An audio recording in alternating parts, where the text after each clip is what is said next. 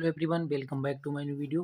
Guys, इस video में बात करेंगे इमेजिनरी नंबर के बारे में, यानी कि अधिकल्पित या काल्पनिक संख्याएं क्या होती हैं। तो वास्तविक संख्याओं के समुच्चय में सभी संख्याओं का वर्ग, चाहे वे धनात्मक या ऋणात्मक हो, सदैव धनात्मक ही होता है। जैसे यदि मान लें x square plus 5 equal to 0, अथवा क्या करें, एक्स स्क्वायर इक्वल टू ले लें -9, ये वैल्यू। तो इस प्रकार के समीकरणों को हल किया जाए तो वास्तविक संख्याओं के समुच्चय में x का कोई भी मान ऐसा नहीं प्राप्त होता है जो इन समीकरणों को संतुष्ट करे, अर्थात जिसका वर्ग ऋणात्मक हो। अतः क्या करना है, ऋण वास्तविक संख्या का वर्गमूल कोई भी वास्तविक संख्या नहीं हो सकती। इस प्रकार यदि एक धन वास्तविक संख्या है तो रूट ऑफ, यानी ए अगर धनात्मक पॉजिटिव संख्या है, धन वास्तविक संख्या है, तो रूट ऑफ -a एक अवास्तविक यानी अनरियल संख्या या काल्पनिक संख्या होगी। इसका मान क्या हो जाएगा, इसको किस तरीके से प्रदर्शित करेंगे, इसको प्रदर्शित करेंगे root of a into root of -1 equal to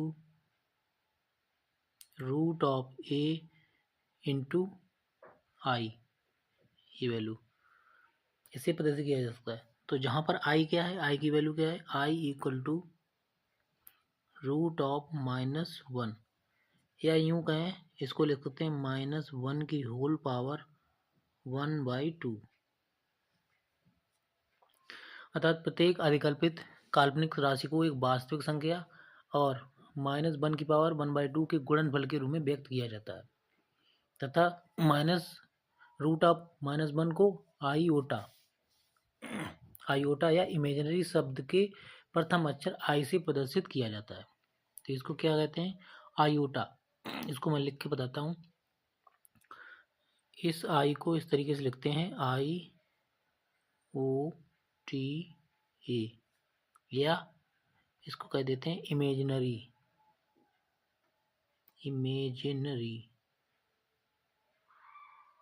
इस तरीके से इमेजिनरी शब्द के प्रथम अक्षर आई से प्रदर्शित किया जाता है। आई का ज्ञान सर्वप्रथम स्विस गणितज्ञ यूलर ने दिया था, यानी कि आइलर, इसको कहते हैं आइलर। कुछ लोग यूलर पढ़ते हैं इसको, EULER, जिन्होंने क्या है, आई की वैल्यू दी थी। तो आई की वैल्यू होती है I equal to root of -1, यानी ये वैल्यू होती है I equal to root of -1।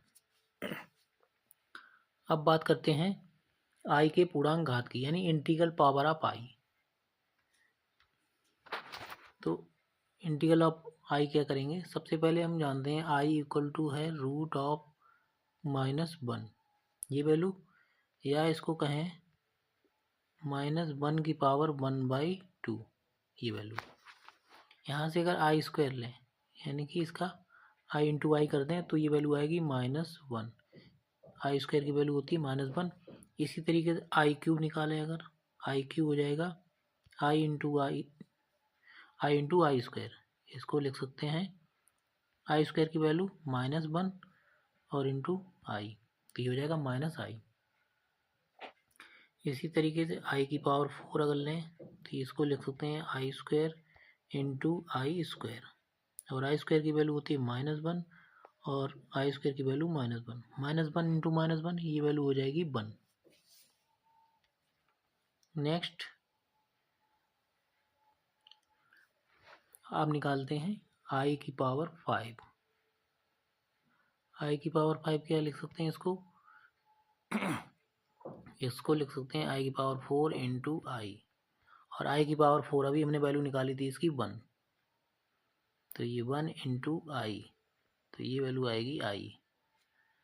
इसी तरीके से आई की पावर 6, ये आएगी -1, आई की पावर 7 -आई, आई की पावर 8 1, एंड आई की पावर 9 आई। इसी तरीके से इनकी वैल्यू ज्ञात कर लेंगे। अब आता है कॉम्प्लेक्स नंबर, यानी कि सम्मिश्र संख्याएं किन्हें कहते हैं, कॉम्प्लेक्स नंबर, जिन्हें हिंदी में कहते हैं सम्मिश्र संख्याएं। तो ऐसी संख्या युग्म जिसका एक भाग वास्तविक हो और दूसरा भाग अधिकल्पित या काल्पनिक हो, उसको सम्मिश्र संख्या कहते हैं। जैसे ए प्लस आई बी। इसको इस फॉर्म में हमने लिखा जहाँ पर ए क्या है, ये रियल पार्ट है, और बी क्या है, ये इमेजिनरी पार्ट है। तो ये जो फॉर्म कहलाएगी ये कहलाएगी कॉम्प्लेक्स नंबर,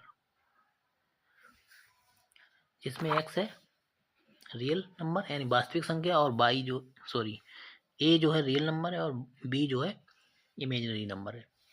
अब बात करते हैं संयुग्मी सम्मिश्र संख्याओं की, यानी कि कॉम्प्लेक्स कॉन्जुगेट नंबर्स या कॉन्जुगेट कॉम्प्लेक्स नंबर्स।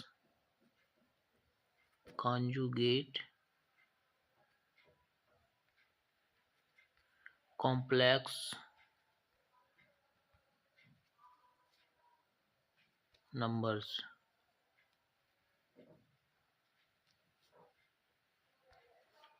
तो यहां से क्या आ जाएगा, इसको लिखेंगे जेड।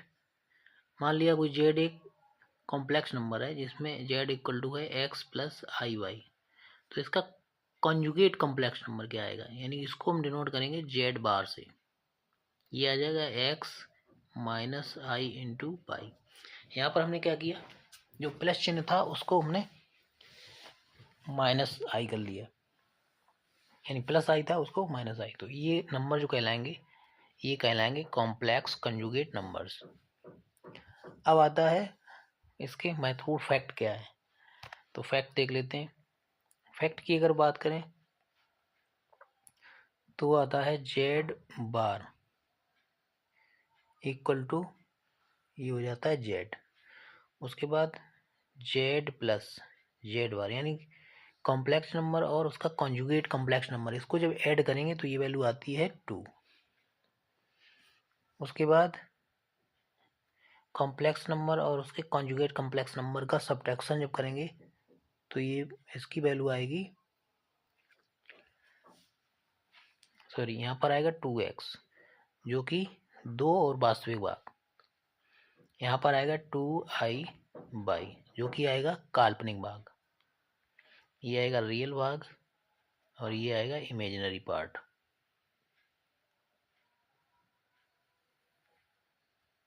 इस तरीके से